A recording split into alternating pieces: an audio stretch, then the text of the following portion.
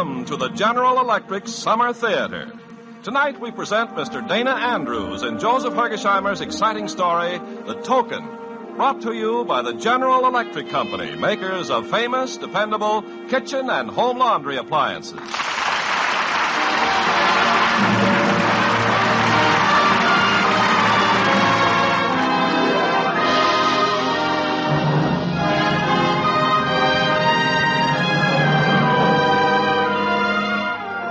This is Ken Carpenter inviting you to the General Electric Summer Theater, a half hour of outstanding dramatic entertainment featuring Hollywood's greatest stars.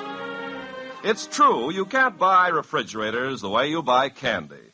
A refrigerator costs too much. You really need value. That's why eventually so many people settle on General Electric's new Roto-Cold refrigerator. What is Roto-Cold? Well, let me explain it like this. In many refrigerators, you'll find a wide range of temperature difference from the top to the bottom shelf. The bottom of such a refrigerator might even be warm. Now, that's pretty unsafe for fresh foods. But General Electric's revolutionary Roto-Cold spins cold air into every nook, corner, and cranny of your refrigerator. Keeps the temperature safe for fresh foods, top to bottom shelf. No more warm spots. And, of course, there's more in this great General Electric. There's a genuine food freezer that holds up to 48 packages of frozen foods. There's a full-width chiller tray, door shelves, and a couple of dozen other conveniences. And here's another thought. This General Electric Roto-Cold refrigerator is built with the same sealed-in system that's kept over 3.5 million GE refrigerators still giving grand service after 10, 15, and even 20 years. You can have this fine refrigerator for only about $3.90 a week after a small down payment. See your General Electric dealer. He can give you the exact term.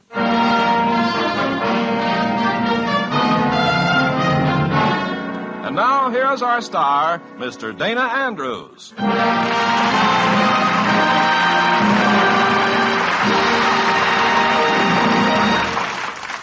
One of the most fascinating cities in America is Salem, Massachusetts. The mention of its name never fails to stir up visions of witches and wizards, and also to bring to mind those fabulous days when smart Yankee clippers plowed through all the oceans of the world in search of wealth and adventure. And so, Salem is a perfect setting for The Token, a story by one of our most distinguished authors, Joseph Hergesheimer.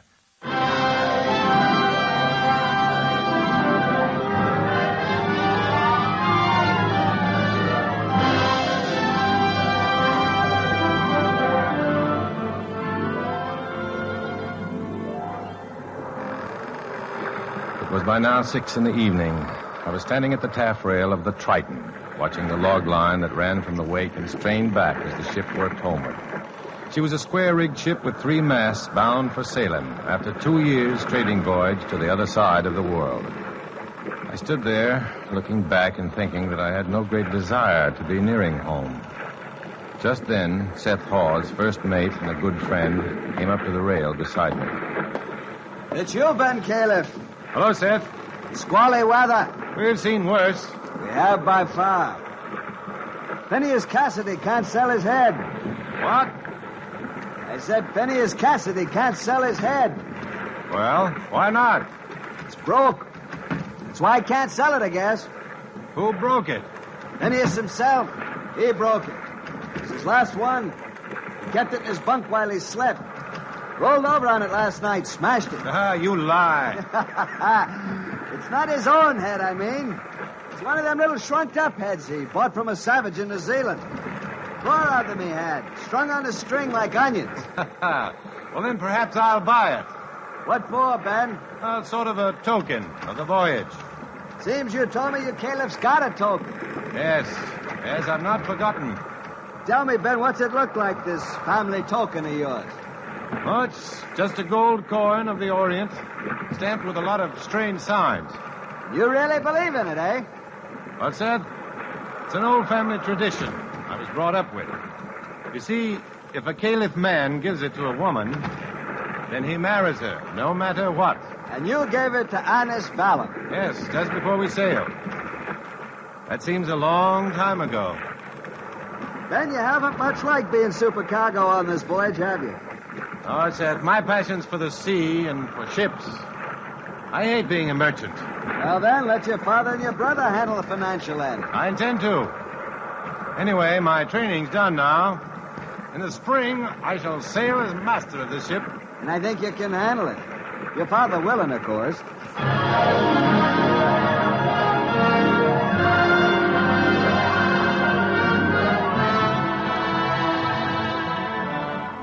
2 days later, at noon, the Triton docked at Derby Wharf. I walked through Salem to our huge, square brick house on Chestnut Street, entered, and went directly to my father's study. You're looking well. I take it the voyage agreed with you. It did indeed, sir. The sea is good for a man. I missed you and Bartlett at Derby Wharf, sir. Your brother Bartlett is dead. Dead? He died a month ago in Boston. But how? Carelessness in the form of blood poisoning. Oh, poor Bartlett. Yes. Your mother and now Bartlett. God rest their souls. It seems such a pity. It is. But we all die. Well, now that Bartlett is dead, it will be needful for you to give up the sea as a career. What? I will require you to stay in Salem. Oh, no, sir. Well, you promised that after this voyage I'll be master on the next. There are plenty of masters. You shall remain in Salem and learn to manage our trade from here. Arrangement will be made for Annis and you. I shall give you a new house, and her mother has promised to furnish it. Oh, but, sir, that isn't what I You wanted. are, of course, upset by the suddenness of the news of your brother's death. If you like, you may go to your room with no further discussion at present. Very good, sir. You will, of course, stop in at the Balavans this evening.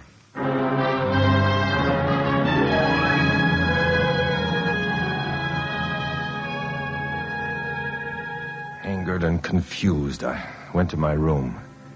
There, a servant brought me a dish of codfish with green sauce and a bottle of sherry. An hour later, I went to the Balavans' house, where I was greeted not by Annis, but by her younger sister, Sumatra. Ben! Oh, Ben, it's good to see you. Oh, Sumatra, how are you? I believe Annis is expecting me. Come, sit down. Thank you. There. Now, tell me every shift of the Triton's wheel. Be a human log for me, Ben. In good time, Sumatra. Look, I thought Annis Well, she'll be down presently. Tell me, did the Triton do anything really exciting? Oh, I hope you came in with the sheer poles, coach-whipped, and cross-pointed Turk's heads with double rose props. Sumatra, I assure you I don't understand a word you're saying. Now, will you go in you once and don't. tell any... Well, Ben Caleb, I hear it doesn't matter what you understand about the sea now that you're going to be a clerk. What? A mere clerk. It doesn't take much of a gale to burst your foresail, does it? I've had enough of your talk, Sumatra. Now, will you kindly go tell Annis that I'm waiting? Ben, do you really hate me? I mean, when you're not in a rage? No, on the contrary. In fact, I think that one day you'll make a fine wife for the captain of a West India lugger or some incompetent fellow trading with Bermuda 100. Oh, come now, Sumatra. Look, I'm sorry for the insult. Forgive me, please. Ben, don't let him do it. What? Your father, he'll ruin your life. You must stand up to him. You won't be struck dead, you know. Nonsense. I'm not afraid of my father. It's something a girl couldn't possibly understand.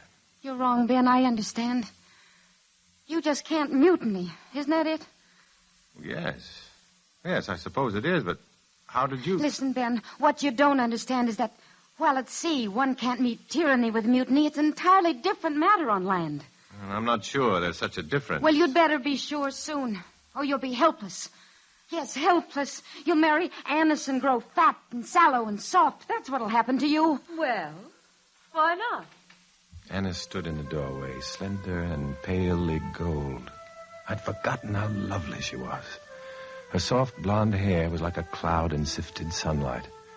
Her skin had a warm pallor, lending a great delicacy to her beauty. Ben, how weathered and rough you look. On you, Annis. You're as lovely as ever. There's an ocean of things for us to talk about and arrange. Good night, Sumatra, dear. Good night. Good night, Ben. Annis held her face gently to me. It was like a tea rose. I realized I ought to kiss her, but I felt extremely awkward. Somehow her manner suggested more that we had been married a year than separated by the diameter of the world for 2. Still, I was proud of her. In her way, she was fine and beautiful, and she possessed the caliph token. But, Ben, you're not a common sailor. You're a caliph, and you belong here in Salem. Amos, I thought you knew what the sea means to me. But, Ben, your business will require you to be around ships a great deal. Well, that's a poor substitute for being master of the Triton on a world voyage. Nonsense. You'll be the real master of all the caliph ships. It's not power I want. It's the sea and my own ship. Oh, please, let's not quarrel on your first evening home. It's not a quarrel, Annis. It's... Oh, Ben, did you hear? Isn't it unexpectedly sweet of Mother to furnish our house? Well, isn't it? I suppose. Ben? Ben! Oh, yes, of course it is. And we're going to have the most miraculous brocades and hangings. And just imagine a French boudoir. Oh, that'll be fine. Oh, Ben, we're going to be so happy. Of course. Of course we are, Annis.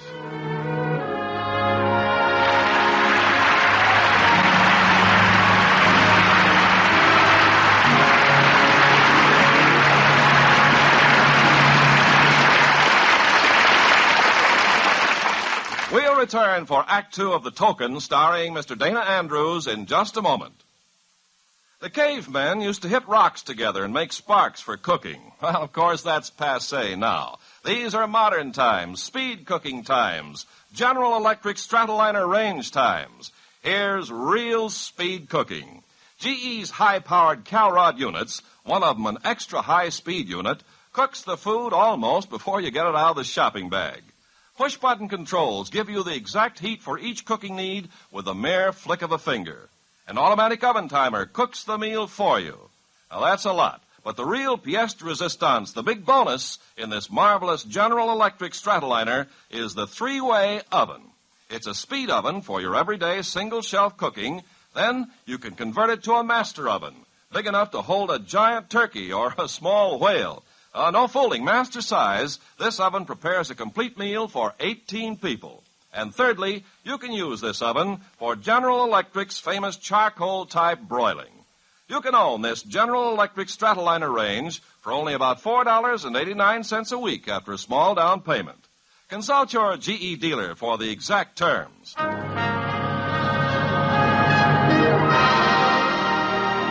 And now, Act 2 of The Token, starring Mr. Dana Andrews.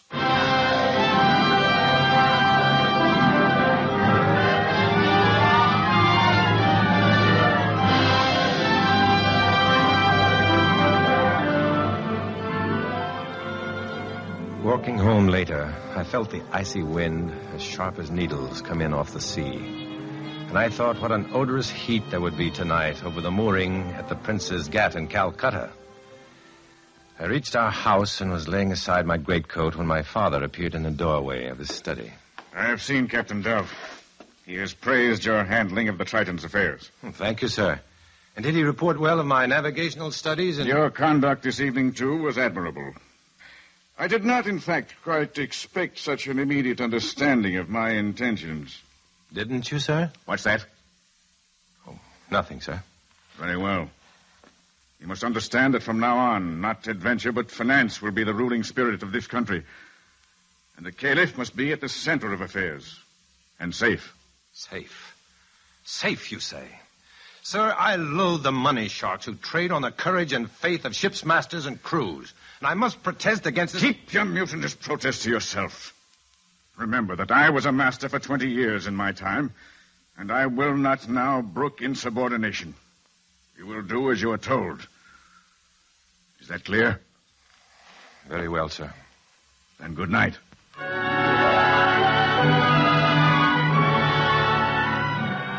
The helplessness of which Sumatra had spoken flooded me. For too long, I'd seen my world as the deck of a ship, and the harsh discipline of that world was a part of my being. No, I could not mutiny. A month passed. Often I spent the late afternoon at the Balavants. Oh, Ben, I do wish you could go to the cotillion with us tonight. Well, Annis, another month and I'll be out of mourning. Though meanwhile, I must admit it saved me from a lot of meaningless parties. Ben, I'm sure you don't mean that. Sumatra, you must go dress now. And you? You can't insult me, little sister. And I dressed early so that I could spend this time alone with Ben. I can get ready in 12 minutes. I don't doubt that, though most ladies take longer.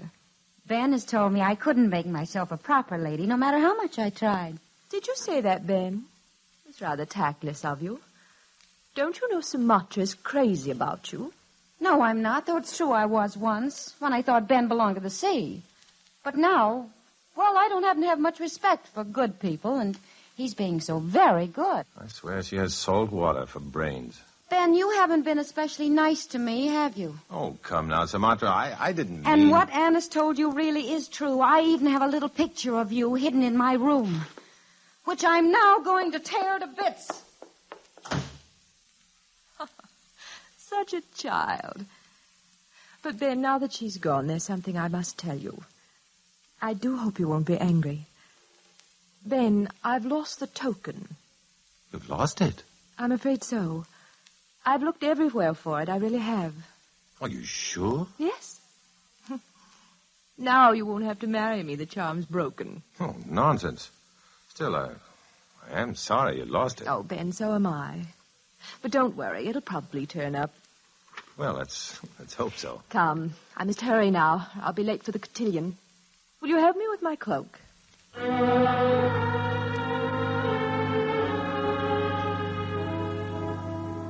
After I saw Annis and Sumatra into their carriage, I wandered aimlessly down through the quiet streets to the docks and stood there for a while watching the icy water. A tern, lost and late, went out over the harbor, crying, lamenting.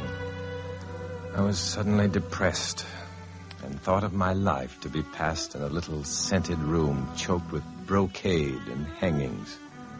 And to throw it off, I decided upon a mug of rum at the Monsoon, a sailor's tavern that lay in the street just behind me. I reached it quickly, pushed open the door, and went up to the bar and ordered a rum. How are you, lad? Well, Seth Hawes. I knew you'd come skulking around sooner or later. Seth, I'm glad to see you. Yeah, pick up your rum. We'll go sit in the corner, have a talk. We sat down facing each other across an old plank table, and there, during the next hour, I told him the whole story, even including Annis's loss of the caliph's token. You still get great store by your little East Indian token, don't you, lad? Well, Seth, it's a strange thing. Since she told me she'd lost the token, I have a different feeling. Oh, I'll marry her, of course, but I know I'm not in love with her. Well, you can't help that. Though she's a fine girl, I hear. Certainly she is. But, Seth, I feel trapped. Some rum for me and the lady, you hear? Jake Kilrain. Move now or I'll bite off your other leg. Remember him that night in Canton? I turned and saw Jake Kilrain's huge hulk bending over the slight figure of a girl in a beautiful green silk dress. She turned toward him, revealing her face. It was Sumatra. For a moment, I was stunned. Then I got up and went over to her. Oh, it's you. Come along, Sumatra. I'm taking you home. Thank you, but I'm not going home. Of course you are. This is no place for you. What are you doing? Leave her alone, you. You heard him. He said to leave me alone. That's right. She'll go when I go, and not before. You stay out of this, you drunken lout. Stay out of this. Why, I'll cripple you for life, Caleb. I'll drink your blood. Come along, Sumatra. Let go of me, you land shark. Let go, I said.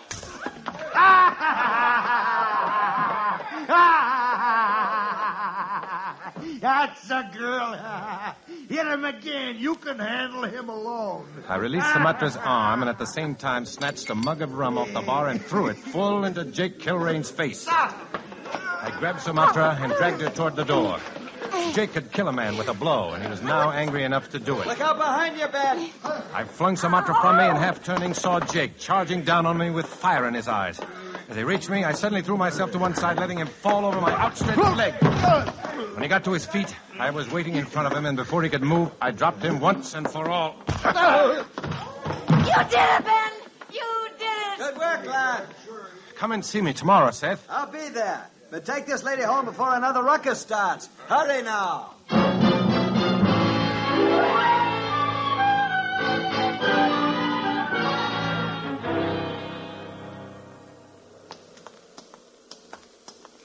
You're in a rage again, aren't you?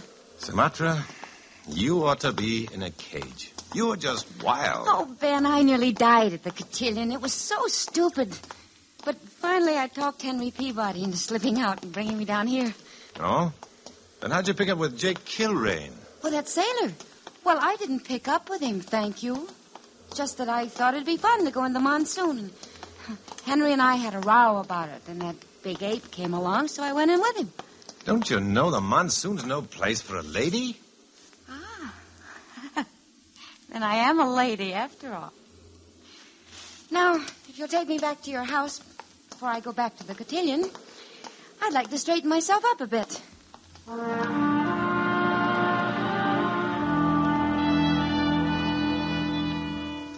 When we reached the house, I noticed a light still burning in my father's study. So we slipped in quietly and turned into the library opposite. I suppose I ought to go back to the cotillion soon.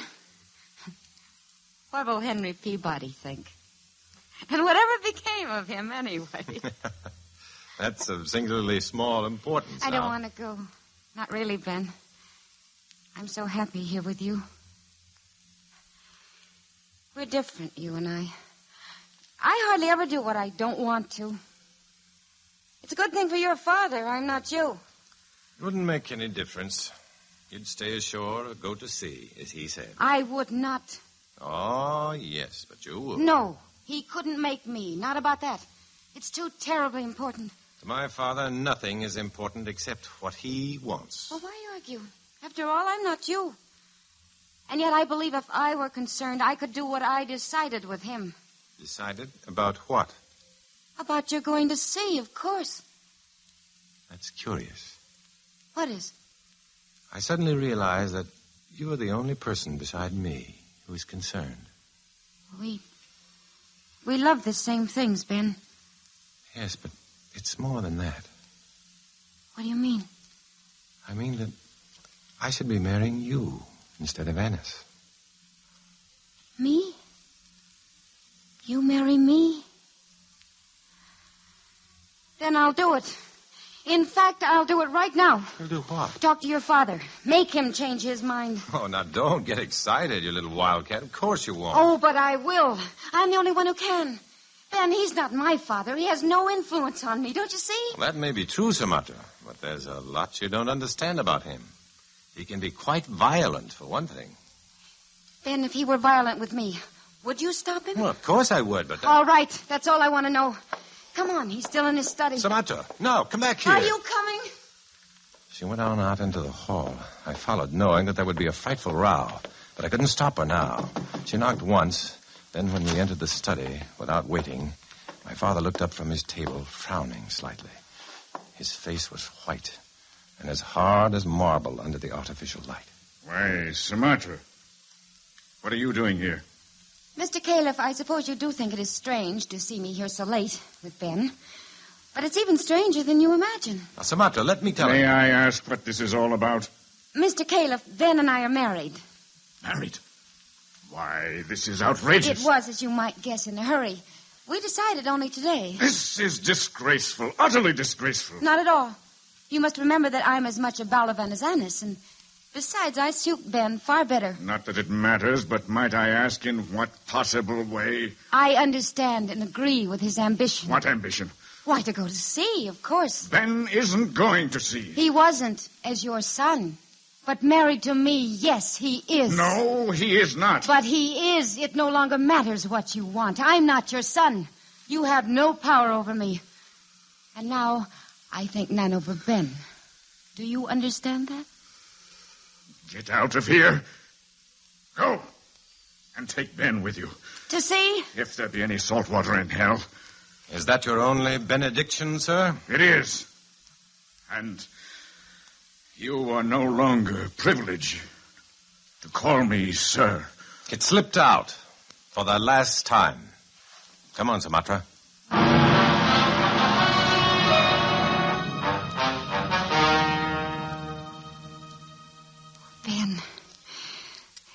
Ben, I haven't forced me on you, have I? I love you, Sumatra.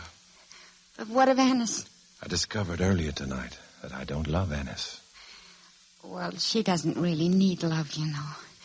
Just respect. And someone respectable to give it to her. Well, I'm no longer quite respectable, so she wouldn't want me now anyway. And it's you I love. Oh, Ben. Ben, dearest. But what can we do now? Go to sea. Ben, just don't you get any ideas about sailing off to the ends of the earth and leaving me behind all reefed down. Where you go, I go. As my wife should. Really, Ben? Really, darling.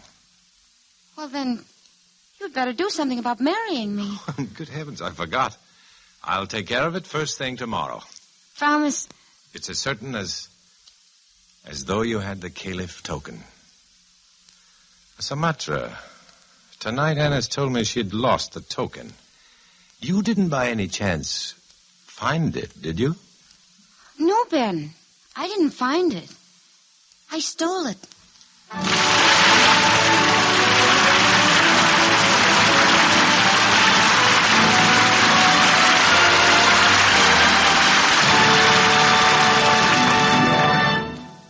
Our star, Mr. Dana Andrews, will join us again, but first, science fiction is everywhere today. Captain Kilowatt, Tom Swift, and his electric hound dog. But here's a science wonder that's fact, not fiction. You can have the kitchen of tomorrow and have it today for only about $47.20 a month after a small down payment. It's General Electric's spectacular all-electric kitchen. A refrigerator, a range, a dishwasher, a garbage disposal, and storage cabinets. You can have this kitchen right now, almost before you can lift your head, and pay for it over a 3-year period. Plus that, a specialist in General Electric kitchens will design the layout of your kitchen for you. Place the appliances for convenience, for efficiency, and for eye-blinding beauty. The cost for this planning service, nary a cent, nothing. And, oh yes, are you buying or building a home? Well, plan a General Electric kitchen right into it. In most instances, you can include it right in your long-term mortgage. Your General Electric dealer would be glad to whip up a design for your own personal-styled General Electric all-electric kitchen. Talk to him about the exact terms. This electrical wonderland only costs you about $47.20 a month after a small down payment. And now, here's our star, Mr. Dana Andrews.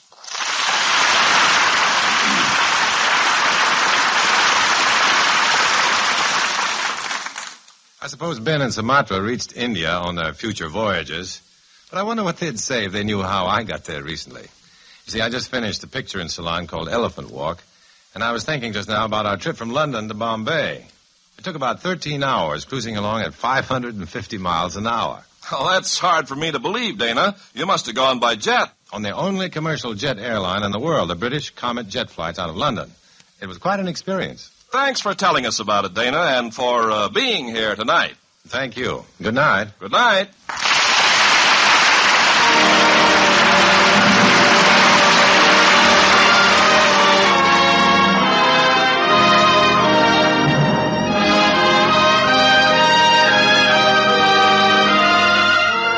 This is Ken Carpenter with an invitation to be with us again next week for the General Electric Summer Theater. Join us for another half hour of fine, dramatic entertainment. Brought to you by the General Electric Company, makers of famous, dependable kitchen and home laundry appliances. Next week, the General Electric Summer Theater will bring you another kind of story. It's a tale of the Old West and a young homesteader who found a wife through an advertisement in a Kansas City newspaper. It's Van Cort's gripping story, Mail Order Bride. Our star, Mr. Robert Taylor.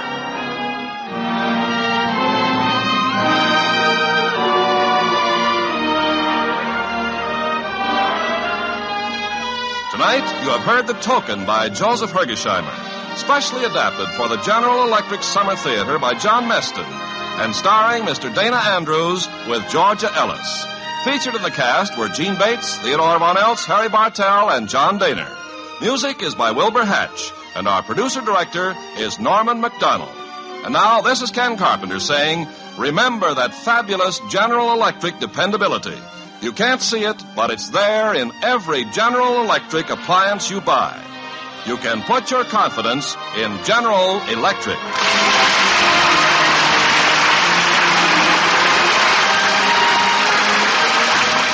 This is the CBS Radio Network.